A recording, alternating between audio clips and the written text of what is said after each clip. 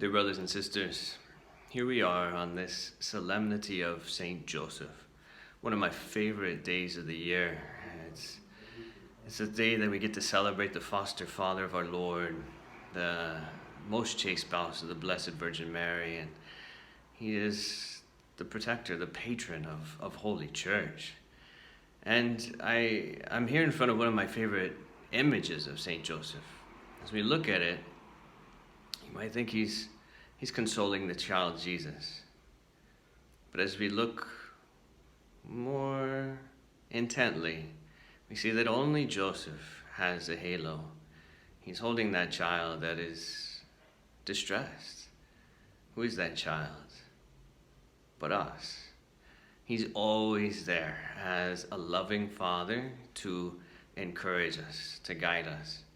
He is the pillar of family life, and he has multiple names in his litany, but especially in these days, as we look to him, he's hope of the sick, terror of demons, getting rid of all of that anxiety as he guides us on the way to trust in God's loving plan for us.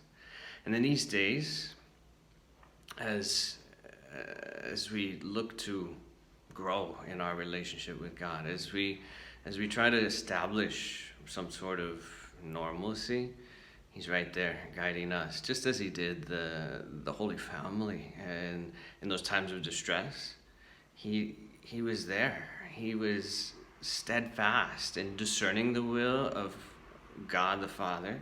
As he received the message from the angel, he took the Holy Family without question into Egypt, went into exile, came back, and with insecurity in Judea, he took them to Nazareth, the place where he had lived before. And it was there that he established the home. And it was there, as the scriptures tell us, that Jesus was obedient. Jesus learned from him. And in these days, Saint Joseph is a wonderful guide for us to really grow in our relationship with his son, Jesus. And for our daily routines, especially as we're home. And I had this thought as I was heading to the convent this last Tuesday for Mass with the Carmelite sisters. They live in the monastery of St. Joseph. And as I was heading up to Shoreline to celebrate the Mass with the Carmelite nuns, I had the thought, well, here we are in this time, and many families are experiencing a type of cloistering, a forced cloistering, and something that the nuns struggle to adapt to. How much more our families? But how do the nuns do it? With the regular routine of prayer and work. And so in these days, to establish that routine with the family in your own personal life and with the family, the kids need the continuity. Hopefully they'll be working on schoolwork still, maybe some chores, get the house clean, their rooms cleaned. What else could they do, right? What else could they do to engage them in something that's constructive? Surely it's much more attractive, and it's much easier just to get online or to go to the TV or to play video games, right? But what is it that the Lord would have you establish in your family? How can St. Joseph guide you in forming that plan?